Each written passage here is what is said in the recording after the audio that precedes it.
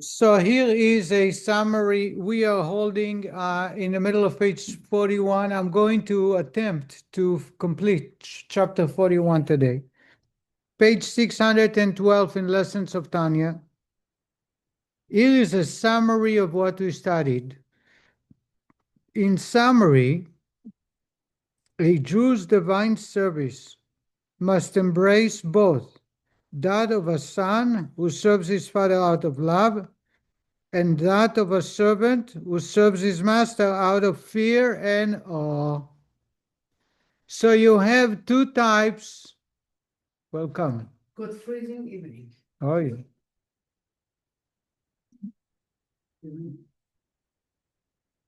Hola. Hola. So in summary, what we studied so far, that when God had commanded us to connect with Him, we discussed that there are two ways. One is out of love, the other is out of fear.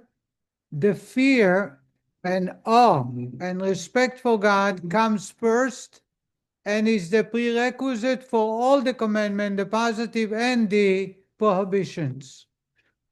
Then the rabbi, the second part of the discussion was serving God can be done out of love or out of respect. Servant versus a son. Both are required. However, the first and the important one, the first one must be as a servant. That's why we say Asher Kideshanu b'mitzvotav. We are calling the prayer a service of God. Service is servitude, out of respect, awe, and fear, and only then we can upgrade and connect with God on the level of a son. Why? Because God and I are so far apart that it's impossible for us to connect. God, however, said there is a way for us to connect. When you eat only kosher, when you say the truth, when you pray, when you study Torah. Therefore, we must do it out of serving God and fulfilling God's command. Otherwise, there will be no connection established. Only after we have created that connection, we can fall in love with God and so to say, bond with Him on the level of a son or daughter. The Alter Rebbe had stated, I'm further down reading, 612 on the bottom. The Alter Rebbe had stated earlier that a person's intention while performing Torah and mitzvot should be that his soul cleave to God. There has to be kavana, the intention to connect to God. He now goes on to say that a Jew's spiritual service also includes the goal of becoming one with all the Jewish people.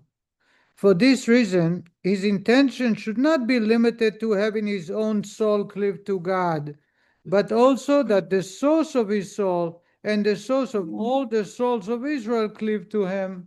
The rabbi is going to move on to one more topic, one more point, and that is the ultimate way of serving God. After we have achieved the intention of serving God out of fear and love, the ultimate way is when all of the souls of Israel serve God. My source of my soul, the source of my soul, is with you and you and you and you and everyone else. And therefore, when they all serve God, my source is completely connected to God. As long as there is someone who do not serve God, my soul is not completely connected to God. So the rabbi is building up in stages. Serving God, action before intention. Remember, we spoke that action is most important. Second one, intention needs to have kavana. Third one, the kavana must be first respect of God and then love of God. And the fourth one, the rabbi goes on to say, the ultimate serving of God is achieved when we all are serving God. And we call it the source of my soul, which is the same source that exists with every Jew, is all connected to God. And therefore, that should be my intention. And that's why before I pray or before I do a mitzvah, my mind should be set not only to serve God out of love and fear, but every Jew should be serving God with this mitzvah, because only then my serving of the mitzvah is a complete serving. By doing so, the individual brings about the union, yichud, of the higher and lower levels of godliness, known respectively as Kudsha brich, the Holy One, blessed be He, and His Shechina, the divine presence. For the former is the source of Torah and mitzvot, and the latter is the source of all the Jewish soul. Kudsha brich, Holy One, blessed be He, is a higher level of godliness. Shechina is the lowest level of godliness, that level of godliness that enters each one of us. What happens when I serve God? I connect the Shechina into Kudsha brich, into the higher level.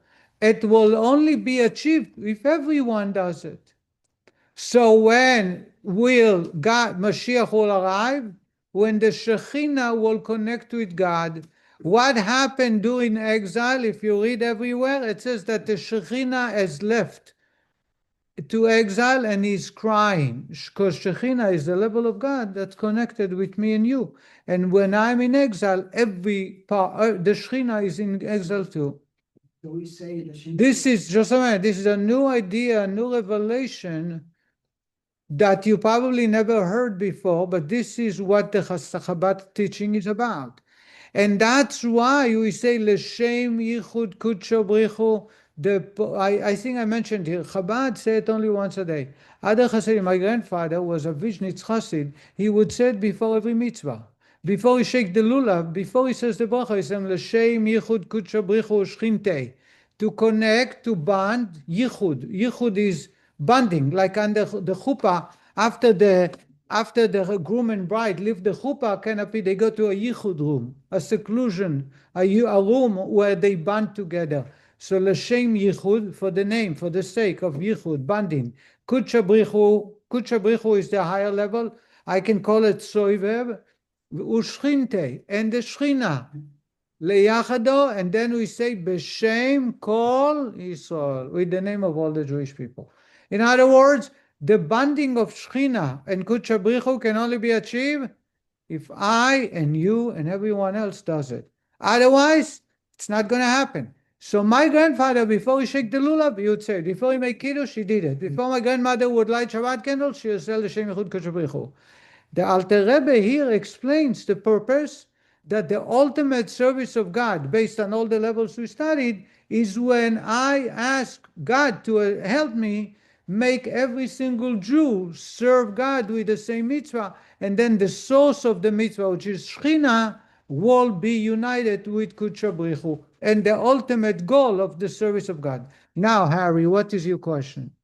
saying it a couple of times. So there's two questions here. One, why can't we just say it one time at the beginning of the day? I would also say it like you said with everything. That's what I do. We don't. We do before Baruch Shema. I say before Brother Tal, say the So you say L'Shem Yichud before you put on talis and tefillin, and then you do in the day many times or not? no. No. The reason is most probably because you didn't see your father performing those mitzvot. Had you seen him, you'd see that he does it. Because if you said before talis and tefillin, you said your father did it, or your grandfather for sure did it before every mitzvah.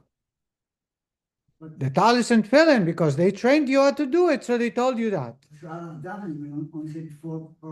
Before by the Seder, do you say L'Shem Yichud?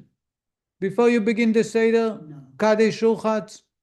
Could be. I don't know. Go and good look at the actual Agada, you'll see that L'Shem Yichud appears just before Kiddush and the Seder. And I believe before the Kiddush on Friday night, you'll see L'Shem Yichud. You'll see it everywhere. But just that people not pay attention. Chabad Hasidim don't say it. They say it once a day in the morning before Baruch She'amar. And that applies for the rest of the day. Any other questions? Okay. I hope I wasn't abrupt.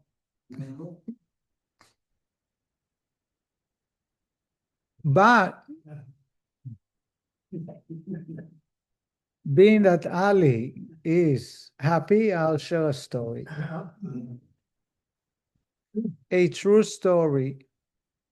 The rabbi is going to, right now, the way I spoke is all about the source of my soul. That the source of my soul is the same source of you, male, female, child, adult, it doesn't matter. I'm going to talk about the impact that it has on the human being as a physical human being. And for that, I have a story. I found the following story. It's a true story. It happened about 400 years ago. There was a shamish, a sexton, that managed a synagogue. And every Friday, he would come and fix the candles in front of the Amud, we call it, not the puppet, where the cantor stands, the puppet.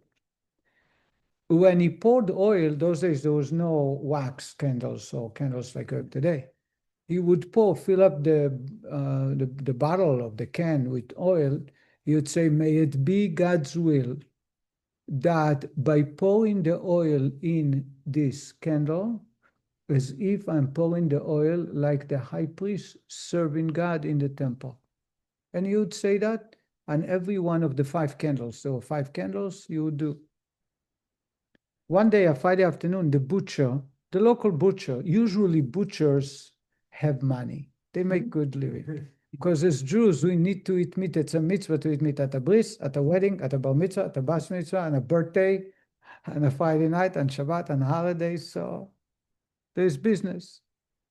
The butcher walked into synagogue early, and he watches as the sexton is doing it and pouring his heart. And he felt jealous. He was jealous. Why this man is bonding with God so deeply? I want that too. So he turned to the man and he says, "You don't make a living. You know, being a shamish, usually you had to be very poor. Really, you had to be very poor. Why don't you sell me this mitzvah? I will give you a gift every Friday for pouring the oil and telling God, may it be God's will, as if I'm the high priest pouring oil in the menorah." And the sexton says, "No way." He said to him, "Why?" He says, "Because I get pleasure, I gain weight for the whole week from this mitzvah. I'm not going to give it away." And the guy said, "Even if I gave you money, I gave you good money." He says, "No, I don't want money." So the butcher took him to the rabbi for a court, for a dispute. And the butcher said, "Why is it the fact that he's a Saxon, maybe it should be for a lottery, maybe it should be the one who pays the most. You know, every other mitzvah in synagogue is being solved, used to, not in this synagogue, but I was just in Montreal, and because the Shabbat I was there is Shemot, the second book. They sold each aliyah. They don't sell the aliyah on this Shabbos, next Shabbos, but every time the new book begins, it's a very honorable honor, and everybody wants it. So lucky me, I got it. Regardless, I didn't have to buy it. But the few aliyot that they had available, they sold, and one was $600, one was $400. They made some money. So this guy, the butcher, says to the sexton, to the rabbi, you sell Hakba, you sell opening the ark. Let's sell this pouring oil every Friday for the week, for the candle. So the rabbi turned to the man, to the sexton, and he says to him, "Sell it to the man. Let him buy it. And for every candle, he should put a silver coin in a box." Meaning 5 silver coins, which is a nice, pretty good sum. But the Saxon said, "I don't want gifts. I don't want to get money from somebody."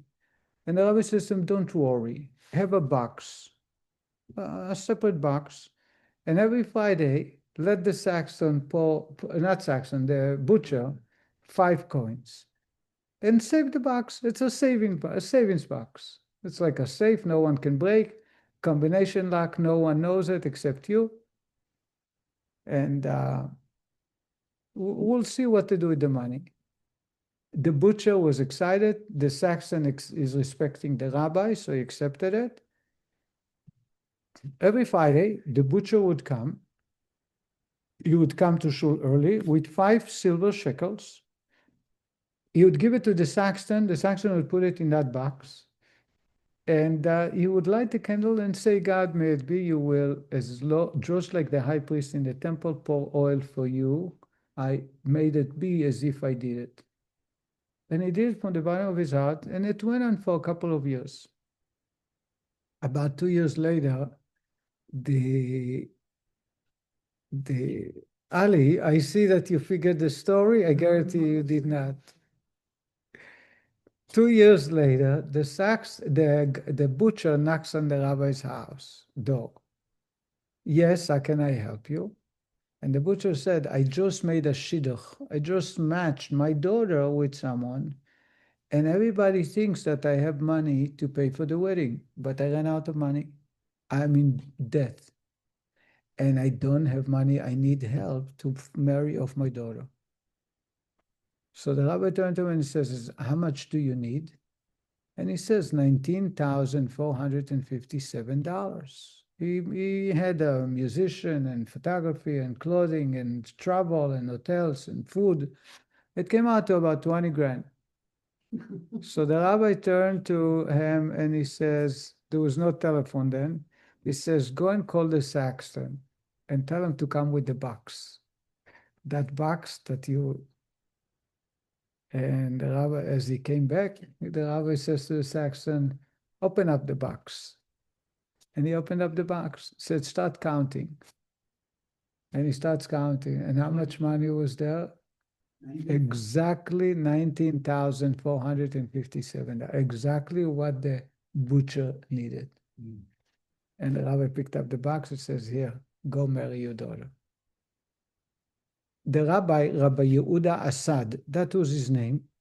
I think he was either in Tunisia or Turkey.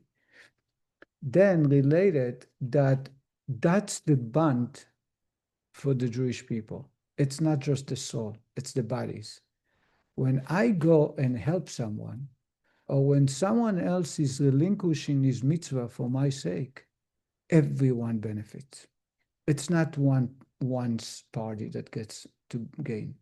So the Saxon did a big mitzvah every Friday by giving away a mitzvah that belonged to him.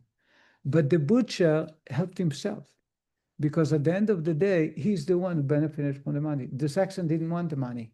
The butcher is the one who was able to have a nice wedding and celebrate into true joy out of his heart. That's the story. Here's a clutch caution. Just a minute. Ali, you approve the story? Okay. Yes, Harry. How is it possible if the butcher went broke and he's got to make money? He said, I always make money. Come he didn't have the money. That's the story. You really mean the question? You really sincere? I'm very glad that you don't sell stuff because I can't afford to live.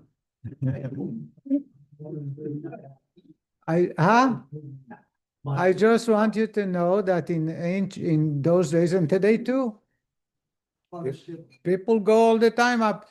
We had here, I want to mention his name, a tzaddik, a real holy man, Leon Sacharo. Leon Sacharo.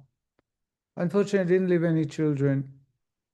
He was the minyaneer. He would make everybody who walked in just for a minyan or something. You'd make them come for the early minyan before Ali time.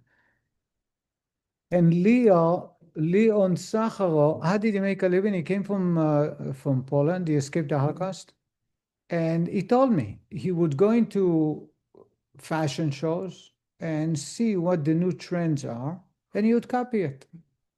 So it wouldn't be exactly the same, but it would be very similar. And people, they saw in magazines and an advertisement that this is the new pattern of sweaters or dresses, and this was very similar, so they bought. He never stole the idea, but he was smart. He says, well, every season, so whatever stock I had, And there was no China. You do manufacture it in Manhattan. He did in Manhattan, or he came from Fort Lee, so either New Jersey or Manhattan. He says, whatever I did, I had to sell that season, because next season there was new patterns, you had to do new. Guess what? It worked for many years. He did very well, until one day it stopped. People weren't buying it. For whatever, either they got too much money, so they wanted the originals, or they got no money and they would use the one from last year. People are going up and down all the time. A blessed memory, very special memory. Right. Yes. That story is exactly what happened to my sister-in-law and brother-in-law that lived in Casablanca. Really? They would go to Paris every year. They would find out the new fashions. They would manufacture them and they would sell them in little boutiques that they had in Casablanca. And apparently it's customary in the culture for working women to buy new clothes every year for work. So that was the market that they were selling to. And they would make them so that they were conservative enough that people would buy them. What happened was Zara and Chinese came in and just totally flipped them out. Okay, But so now they have a restaurant. That's how they, all right. that's bad. So Harry, the fact that you're a butcher is not necessarily you're rich. You're rich. May I ask a question? Sure. Regarding what we just read about the Kudsha brich. Yes, you see it in the Siddur. I'm asking, yes. On page 30, it says here, for Right. the sake of the union of the Holy One, blessed be he with his Shechina, to unite the name Yud-Keh with Vav-Keh in a perfect union in the name of all Israel. Is that what? That's exactly what we're talking about. So we went backwards, but you see it. So the idea of performing a mitzvah, the real essence of, according to Kabbalah, that's why it's being said in Aramaic, by the way, because the Zohar is Aramaic. The real purpose of performing a mitzvah, deeper, far deeper than just connecting to God. It is to connect Shechina, which is the godliness, which is the source of my soul, and your soul, and everyone's soul, to connect with Kudsha brich, with the higher form of godliness. And as long as Mashiach is not here, Shechina, that source, that godliness is in exile. That's why we say to connect Shechina with Kudsha brich, but then we say in the name of all Israel, right? That's conclusion. What's the connection between Shechina and Kudsha brich and the Jewish people? Because the Jewish people, soul, are Shechina. The source of my soul is Shechina, and that Shechina is connecting. I hope I made myself clear because I repeated myself a few times. By doing so, the bottom of page 612. The individual bring about the union, yichud, of the higher and lower level of godliness, known respectively as Kudsha brich, the Holy One, blessed be He, and His Shechina, the divine presence. For the former is the source of Torah and mitzvot, and the latter is the source of all Jewish souls. So Torah and mitzvot stem from Kudsha brich, Jewish souls stem from Shechina. When I perform a Torah, study Torah, or perform a mitzvah, I connect Shechina and Kudsha brich. But it's incomplete. It's only a partial. The completeness of the connection is established when all the Jewish people study Torah, when all the Jewish people perform the mitzvot. And don't think that it's very far-fetched. It can happen today, in today's, with the internet and social media, it happens. People study Torah in ways that never happened before. People are aware of mitzvot like never before. Today, more people put on tefillin than ever before. Today, more people are aware of Shabbat than ever before. Lighting Shabbat candles than ever before. It's just getting more and more and more. Unfortunately, darkness is spread much more. Whenever holiness increases, darkness comes fighting more. But the reality is, Jewish people across the board, across the universe, across the globe, are much more connected. The connection is getting closer and closer to the point where everyone is connecting through one mitzvah. As we studied this morning in the Talmud, if all the Jewish people would skip one Shabbat, Mashiach will arrive. Mashiach will arrive, meaning the Shechina and Kudsha brich are connected. This explains the concluding phrase of the formula recited before the performance of certain mitzvot, which we just Leon read from the Siddur, for the sake of the union of Kudsha brich with Shechina in the name of all Israel. As the Rebbe notes, in the name of all Israel implies that the union achieved through the performance of the mitzvot is for the sake of and in the name of all of Israel. For it is with the Shechina that Kudsha brich is united, and the Shechina is the source of all Jewish souls, and here is in the Alter Rebbe's words. So in other words, Shechina is the source of soul of every Jew, and therefore every Jew, every soul must connect to Kudsha brich, the source of every soul must connect. Yet, in fact, the sages of blessed memory have said that a man should never separate himself from the community. Therefore, in other words, working together with a community. And the Jewish community I'm referring to is of the utmost mitzvah. There are mitzvot that cannot be performed unless a person is surrounded by the community. Reading from the Torah, reciting Kaddish, certain prayers cannot be said without a minyan. Even a marriage should be recited with a minyan. If there is no minyan, some of the blessings are omitted. The same applies. There are many other mitzvot that can be performed only in a multitude of people, in front of a community. So when you have people who move to town and they say they don't need a community because they are not Hasidic, they just are separating themselves from the community, which is a commandment by the Torah. Therefore, he should intend to unite and attach to him, blessed be he, the source of his divine soul, and in addition, the source of the souls of all Israel. This source being the spirit of his mouth, called by the name Shechina, because it dwells, shochen or shochenet, and clothes itself in all worlds, animating them and giving them existence. The rabbi says, why is it called Shechina, godliness? In other words, there are many names to God. Shechina is not God's name. It refers to a God, just like Hashem. Hashem means the name. It's not God's name. Shechina is not God's name. Why we call it Shechina? Because the word Shechina, if you read in the Torah many times, Hashochen itam betoch tumatam, Hashochen betoch oel moed. Shochen means resting. So godliness that rests within us is that level that's called Shechina, because it rests within every Jewish soul. Therefore, we call it Shechina. Shochen, could that be neighbor? No, Shachen and Shochen are two separate. It's with a vav. It spells the same, except Shochen or Shechina is a vav. It's a different meaning. Shochen ad marom v'kadosh mo. What is Shochen ad? Resting ad, meaning forever, v'kadosh mo, and his name is holy. So Shechina, it's female, by the way. It's a she, it's not a he. It's malchut, it's memale kol almin. We study memale and so it's memale. So Shechina is the source of my soul and your soul and everyone. That's the godliness that's within us. And that's why we call it Shechina, not with a name, because it rests within us. And it is the Shechina which imbues him with the power of speech to utter his current words of Torah, or with the power of action to perform the particular commandment at hand.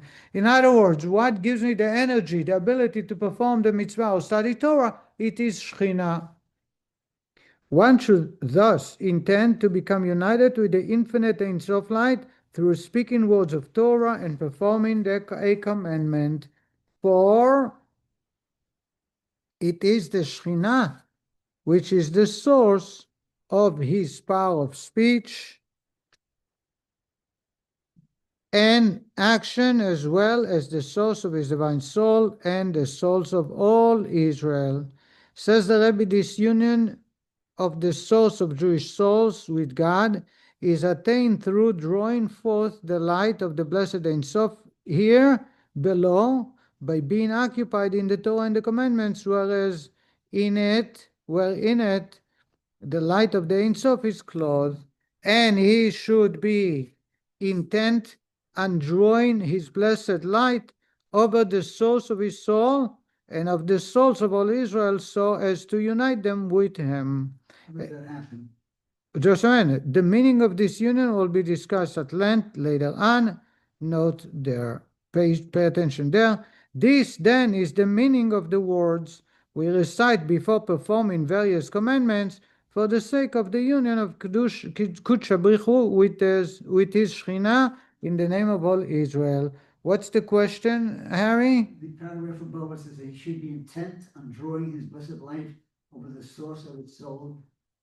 How so? How do you do that for all Israel? The question, right? You ask. Mitzvahs, what? Anytime I perform a mitzvah, I connect Shechina with Kudsha brich. But the idea is to impart this connection on all of the Jewish souls, because the source of my soul is the source of your soul. So if you don't perform the mitzvah or don't study Torah, I lack as well. Doesn't it also imply, though, that That's what the Rabbi in Tanya, this is a core principle in Judaism, that over time you will see how it develops. The more you come to contemplate it, you'll see how it matches many, many aspects in Kabbalah. I told you, Memale and Sovev, Kudsha brich is Sovev, Shechina is Memale. Remember we said Memale is all dwelling everywhere, and Sovev is all encompassing, it's outside. So Torah and mitzvot is Kudsha brich. My soul is Shechina. When I do study Torah like now, when we do mitzvot, we connect Shechina with Kudsha brich. That's the level of redemption. What happens when we disobey God? Exile. So when I want redemption, it's not enough to have my private redemption by studying Torah and performing the mitzvot, but making sure all the Shechina, the entire Shechina all over the globe should connect to God. What? This helps someone read Hebrew, that's helping. Yeah, you do. You are connecting the Shechina with Kudsha brich. isn't it also, though, implied that when we do a mitzvah, it affects not just us, but it affects. That's what I'm talking about. The Shechina is It's not that we connecting don't to God. just to do it, it's the fact that when we do it, it helps all the Jews. That's what we're talking about. That's the difference. Explaining the difference. There's one thing to say that, well, we need to do our part, and hopefully everybody else will do their part. And that's why. That's one. Okay. Number two, which is different, is if we do our part, when we do our part, it helps everybody else. That's entirely different. Okay, I just don't understand the difference. It's whether. When I want to completely connect or serve God, the serving of God in most complete measure can be achieved when the source of my soul is completely united with God. My source of the soul is a name of God. And that can only be achieved when everyone serves God. Did you understand that? It's different than the way Okay, but that's what we're saying now. In other words, it's not about who else is doing, how many more. It's not quantity. It's a whole different level of serving God. When I serve God and I did it and someone else didn't do it, the source of my soul is incomplete. Only one part of my source has connected to God, but the other parts are not connected yet. Okay? The establishment of lights in this building, I am one light bulb. You are one light bulb. Everyone's a light bulb. I'm here to tell you that we want that when the switch goes on and I do my share to light the light bulb, it's incomplete. The room is not lit properly. There has to be all the light bulbs. Without all the light bulbs turning on, the room is not lit the way it should be. So when I serve God, even though I follow verbatim God's commandments, but the essence, the purpose of my serving God is to connect, to return the Shechina back to Kudsha brich. That Shechina, only of my part connecting to Kudsha brich is insufficient. There has to be the entire Shechina. And where is the entire Shechina? By you, by everybody. And therefore, my goal in serving God is not only should I do, but make everybody else do. Do you understand that? Okay. So if you're davening and some of the other people are not davening, you're not getting the whole group together to join God. On that level, the most complete type of serving of God, there has to be that everyone daven. Yes. Everybody in the world, every Jew in the world, not the people in the world. So there are, Ali, don't get him despair. There are levels of the completeness of the mitzvah. It can be done myself. Then it can be done my household. Then it can be done my community. Then it can be done my country. Then it can be done the entire universe. The more, the merrier. But don't be let down that if you do a mitzvah, it's never going to be fully complete. Yes, it will not. Just like there is no tzaddik. We are Benoni. We are wicked. In other words, we're going to fail many times. The goal is to keep going. Remember that? Right. But he's giving you the full picture. This is a revelation that helps us understand why you say it in prayer. If I were to turn to you, to not just Leon, but even Harry, who was raised with the tradition, you wouldn't be able to explain to me why you say L'Shem Yichud Kudsha. My grandfather, I would ask him because he'll do it all the time. He would say, because I want to stop for a moment and focus my intention on God. I want to connect to God. That's why I'm performing the mitzvah. That's great. But L'Shem Yichud, to bond Kudsha brich and Shechina in the name of all Israel, what does that have to do with having the intention connected to God? No one can explain. Except here, you have a full explanation. Harry, do you understand that? That is to say, one's observance of the commandments unites Kudsha brich, the source of Torah and mitzvot, with the Shechina in the name of all Jewish people. For the Shechina is the source of the souls of them all. In other words, when I say in the name of all Israel, I say to God, I don't do it for myself, I do it for everybody else. And in that way, I achieve some good, because God can accept that on behalf of the entire Jewish people. You understand that, Harry? The reason why you say B'Shem kol Yisrael. L'Shem is for the sake. But the end is B'Shem, in the name of all Israel. So when I now say Baruch Shamar, when I put on tefillin, when I pray, when I celebrate Shabbat, I want you, God, to know I don't do it for myself, I do it for everybody else. You understand? Huh? Thank you. You're welcome. The Hasidim also, when they use something of a unit of something, they'll say also the same mitzvah, whatever you're doing, you do for the sake of the mitzvah. That's for the intention. Before we bake matzah, we say l'shem matzahs mitzvah. When I roll a mezuzah, I say l'shem kedushas mezuzah. When I do tzitzis, I say l'shem mitzvah tzitzis. When we put on tefillin, when we fix the tefillin, we say l'shem kedushas tefillin, l'shem kedushas sefer Torah.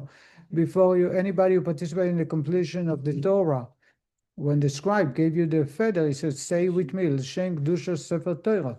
But that's just to have the intention for the sake of serving God. Here we say b'shem kol Yisrael.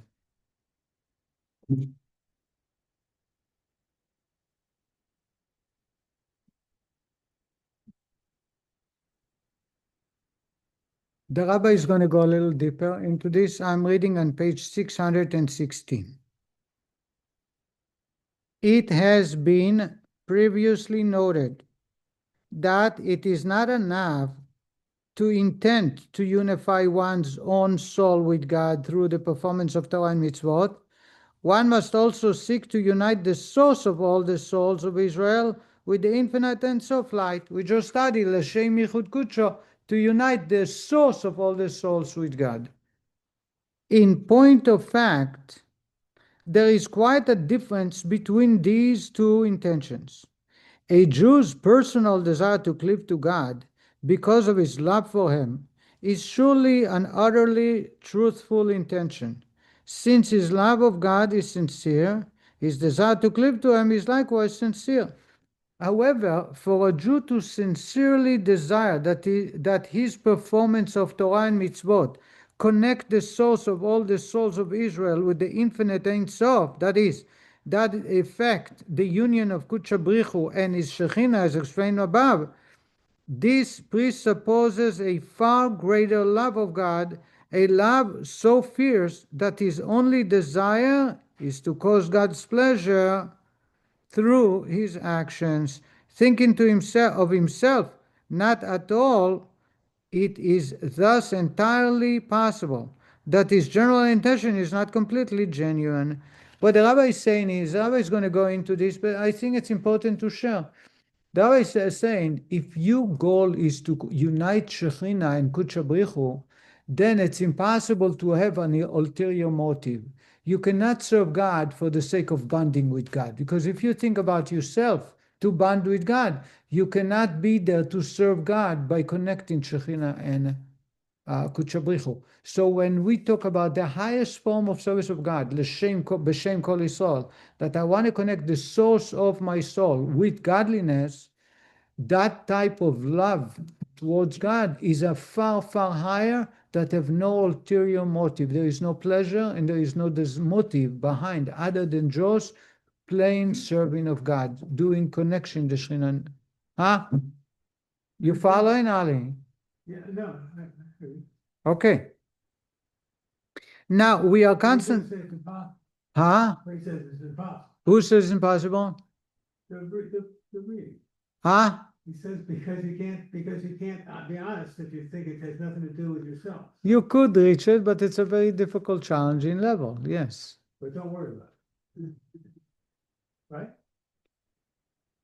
You said that. Now we are constantly taught that one should be wary of spiritual intentions which outstrip one's current spiritual pace. Spiritually must be earned in an environment of honesty. How then are we to expect that every Jew study Torah and perform mitzvot for the sake of uniting all of Israel with God, when he himself knows that he does not mean it wholeheartedly? Says the Rebbe, it's almost impossible. What are you asking? The Alter Rebbe therefore goes on to explain that although an individual may not be entirely sincere in his intention, in this intention, his integrity is not compromised thereby. For every Jew desires to fulfill God's will, and uniting Jews with God is surely his will. The rabbi is going to say, even if you do not, you're not pure of ulterior motive, and you're not doing it the best way possible, but just the desire to do that, because that's God's will, is sufficient. That parallel to what you told us earlier about the Shema. Exactly. It's a repeat of the same theme that we spoke before, 3 chapters earlier, about for the sake of God versus for my own benefit. One should therefore not be apprehensive about his own sincerity to the point that he refrains from the comprehensive intention of unity. For, to a certain degree, his intention is consciously sincere. Moreover, there is no self-delusion here, for this unity is what his soul desires. The Rebbe says, even if you like it or not, or you cannot achieve it, your soul wants it. And therefore, if your intention is to desire it, you are sincere. Because the fact is that deep down, the source of your soul wants it. And, says the Rebbe, although in order that this intent should be sincere in his heart, so that his heart should truly desire his higher union, this higher union, uniting all Jewish souls with their source in godliness, his heart must harbor a great love, ahava rabbah, for God alone. And, says the Rebbe, it's impossible, because loving is something I feel. It's because I feel it. I do not love something unless I feel like I connect to it. It makes me feel good. And therefore, how can you say that great love towards God is no ulterior motive? Says the Rebbe, to do what is gratifying to, I'm skipping the next, the 2 paragraphs. To do what is gratifying to him alone, and not for the purpose of quenching his soul's thirst for God, but he must be like a son who would strive for the sake of his father and mother, whom he loves more than his own body and soul, as explained above in chapter 10, citing the Raya Me'emna. As explained above, here is the Rebbe explains. In other words, Rabbi is saying that there is a natural bonding with God, and therefore I should desire to express that natural desire, bonding. As explained above, This decree of love was experienced by Moshe, who sacrificed himself utterly in order to secure the unification of the Jewish people with God. Moshe told God, if you are not forgiving them and connecting them again, kill me, get rid of me. In other words, he put his life on the line, although there was nothing to gain for him. But he loved God so much, and he loved the Jewish people so much, that there was nothing else that had value for him. His love was similar to that of a child who is ready to give his very life for his parents' sake. How then can every Jew be expected to summon up this lofty level of love, which is a prerequisite for the desire to unite all Jewish souls with their godly source? The Rebbe is asking, how do you expect everybody to express that type of love to God? Nevertheless, says the Rebbe, every person should habituate himself to this intent. Why? For though it may not be in his heart in perfect and complete truth, so that he should long for it with all his heart, for in order to truly do so, one must have attained a totally selfless love for God, which is very hard, or as Ali says, impossible. Nevertheless, to some small extent, his heart genuinely desires it because of the inborn love in every Jewish heart to do whatever is the supernal will of God. Naturally, we are born with this desire to connect to God. Just like a child is born connected to his father and mother, and he will do whatever it takes, even at the giving up of their life, God forbid, for this, to protect their parents. And this union, the union of the source of all Jewish souls with the infinite Ein Sof light, is his true desire, namely the supernal union in the world of Atzilut, which is produced by an arousal from below through the divine soul's union and absorption in God's light that is clothed in the Torah and all the commandments in which it is engaged, so that they, the divine soul and God, become one in reality, as has been explained above, and thus one affected union in the world of Atzilut. The Rabbi is talking Kabbalah words about Atzilut. Just in summary, the Rabbi is saying, when I do it for the true sake of what my soul desires to do it, which is to connect to God and to please God, I do achieve that connection, that level of connection, even though there is no revealed love towards God at that level. For by reason of this, the source of Torah and mitzvot and the commandments, that is the Holy One, blessed be He, is united with the source of the individual's divine soul, which is called Shechina, expressed in terms of different levels of supernal illumination. These are the categories of filling the world, memale, and of encompassing all the worlds, sovev, as is explained elsewhere at length. And I think I told you, Shechina, the source of my soul, is memale. That's my soul. Sovev, Kudsha brich is encompassing all the worlds. The goal is to connect the two. I do a mitzvah, I study Torah, I connect the two. The goal is for the source of my soul to connect completely in the name of all the Jewish people. I cannot achieve it with great revealed love, because that love must be with no ulterior motive, no benefit, no pleasure, and it's impossible, almost impossible, for a human being to achieve. But just the fact that it exists in my soul, if I truly want to do it and I say the words, utter the words, and I mean it, I have achieved something similar to that connection. That's what the Rabbi, in summary, since all Jews desire to do God's will, and He, God, desires that their souls all unite with their source, there is a measure of truth in a Jew's intent to bring about this union, even if his love of God is not completely selfless. The Alter Rebbe will now go on to say that a Jew's desire for his own soul to be united with its source is an utterly honest one, for every Jew possesses an innate love of God. The Rabbi is going to go on to say that this is the essence of who we are. And I want to read a little bit more, so maybe next time we can finish. But the union of the person's own soul with and its absorption into the light of God, making them one, this is what every member of Israel desires in absolute and utter truth, with all his heart and all his soul.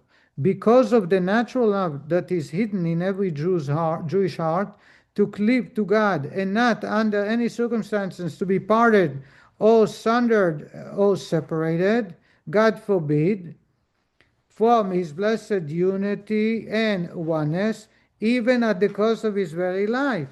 Therefore, the readiness for self-sacrifice surfaces, for example, when a Jew is forced by heathens to bow down to an idol.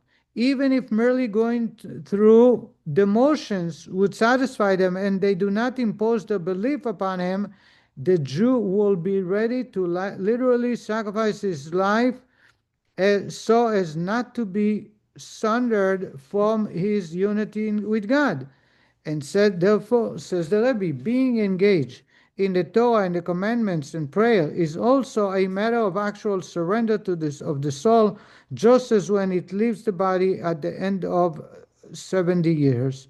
For then it does not think of bodily needs, but its thought is united with and clothed in the letters of Torah and prayers, which are the word and the thought of God, and they, the soul and the letters of Torah and prayers, God's thought and speech truly become one. This is also the whole occupation of the souls in the Garden of Eden, as is stated in Gemara and in Zohar. What the Rabbi is saying is at the end of life, when someone is about to depart the universe, they don't think about their body. They don't think about pleasure.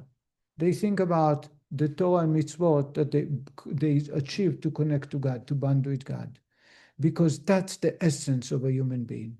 So truly, when I'm young, when I'm healthy, when I'm having choices, and it's very hard to awaken Ahava Rabbah, a true love for God which is selfless and it has no pleasure and nothing I gain from it, still the fact that my soul in essence wants to please God and bond with God and connect with God, and when I say that those words, L'Shem Yichud, for the sake of bonding with God, the Shechina and Kudsha brich, on behalf of Jewish people, I am actually achieving the same thing.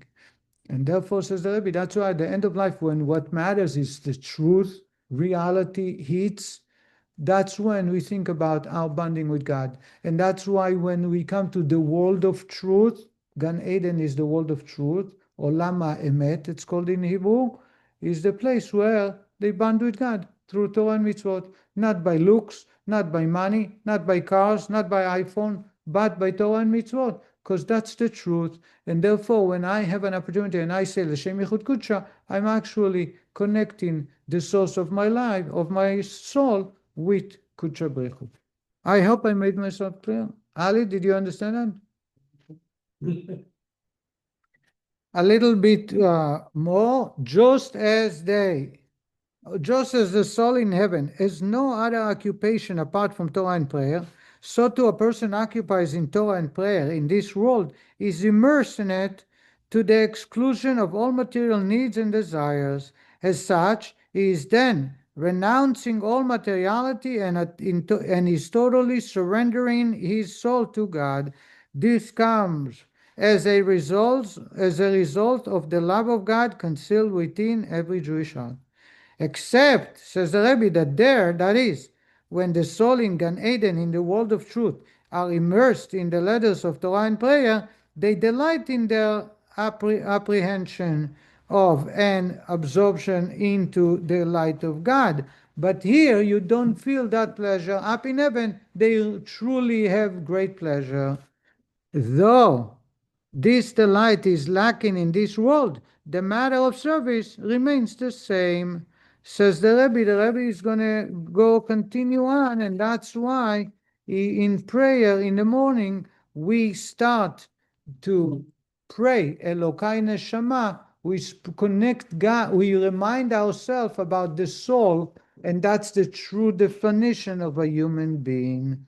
And we will continue, God willing, next week. We'll stop right here. Thank you very much, everyone. Thank I hope it wasn't